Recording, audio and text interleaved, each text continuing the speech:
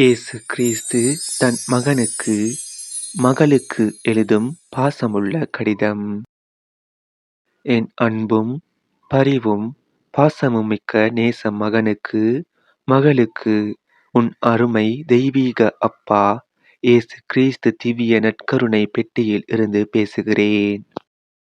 என் அருமை மகனே, மகளே, நான் திவ்ய நற்கருணையில் தெய்வீகத்துடனும் ஆத்தும சரீரத்துடனும் இருப்பதை நீ நம்ப மாட்டாயா?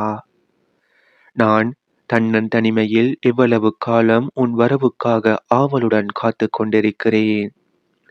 உன்னை பார்க்க துடிக்கிறேன் என்பதை என்றைக்காவது நீ நினைத்ததுண்டா? எவ்வளவு காலம் நான் உன் வருகைக்காக ஆவலுடன் காத்துக் கொண்டிருக்கிறேன், ஏங்கிக் கொண்டிருக்கிறேன்.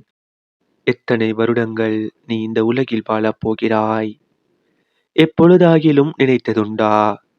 என் அருமை மகனே, மகளே, உனக்கு நான் கொடுத்த அருமையான காலங்களை இது நாள் வரை வீணாக்கி விட்டாயே.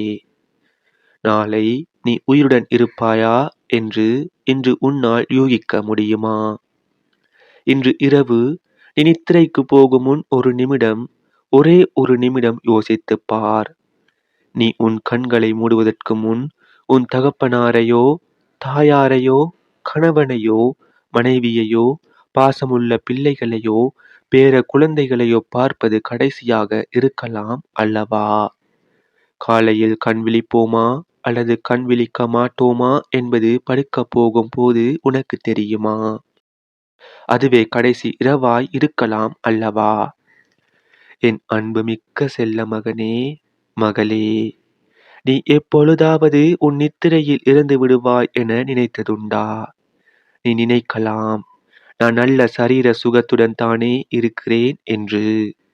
இவ்வுலகில் மிகுந்த பணக்காரன், ஆயிரக்கணக்கான ஏக்கர் நிலத்திற்கு சொந்தக்காரன் என இருமாப்புடன் இருக்கலாம். இதுதான் உலக இயல்பு.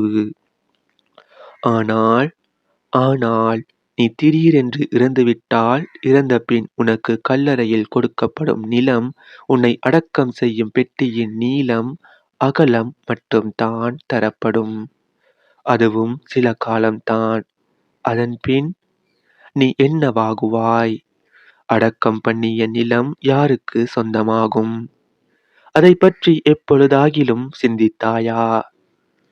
என் அன்பார்ந்த மகனே, மகளே, நீ உயிருடன் இருக்கும் போது, உன்னிடம் சொத்து சுகம் இருக்கும் போது, உன் மீது பாசமலை கொட்டுபவர்கள், உன்னை விட்டு ஒரு கணமும் உண்மையில் பிரிய மனமில்லாதவர்கள் முதலாய், நீ மருத்துவமனையில் இறந்துவிட்டால் பிணம் எப்பொழுது வரும் என்று தான் கேட்பார்கள். பிணம் வந்த பின் கையில், கழுத்தில் போட்டிருக்கும் நகைகளை கழற்று என்று தான் சொல்வார்கள்.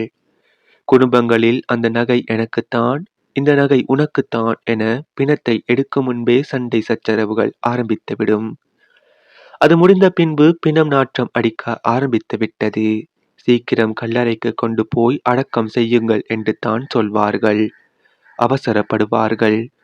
பல தேசங்களில் அடக்கம் பண்ண இடம் இல்லாததால் எரித்து ஒரு புடி சாம்பலை 10 நிமிடத்தில் தந்து விடுவார்கள். இது தானப்பா இவ்வுலக வாழ்க்கை. இது தானப்பா இவ்வுலக இயல்பு. இப்பொழுது புரிகிறதா நான் சொல்கிறதன் அர்த்தம்? என் செல்ல மகனே, மகளே, ஓ என் அன்புமிக்க மகனே, மகளே, இவ்வுலகத்தில் நீ பிறக்கும் போது என்ன கொண்டு வந்தாய்? போகும்போது என்ன கொண்டு போகப் போகிறாய்? இதை பற்றி எப்பொழுதாவது நினைத்ததுண்டா? ஏன் வீணாக நான் கொடுத்த உன் அருமையான எஞ்சிய நாட்களை வீணாக்குகிறாய்? என்னை நினை, என் அன்பை நினை, என் பாசத்தை நினை. நான் உனக்காக உன்னை பார்க்க திவ்ய நற்கருணை பெட்டியில் அடைப்பட்டு ஆத்தும சரீரத்துடனும் தெய்வீகத்துடனும் உன்னை பார்க்க துடிக்கிறேனே.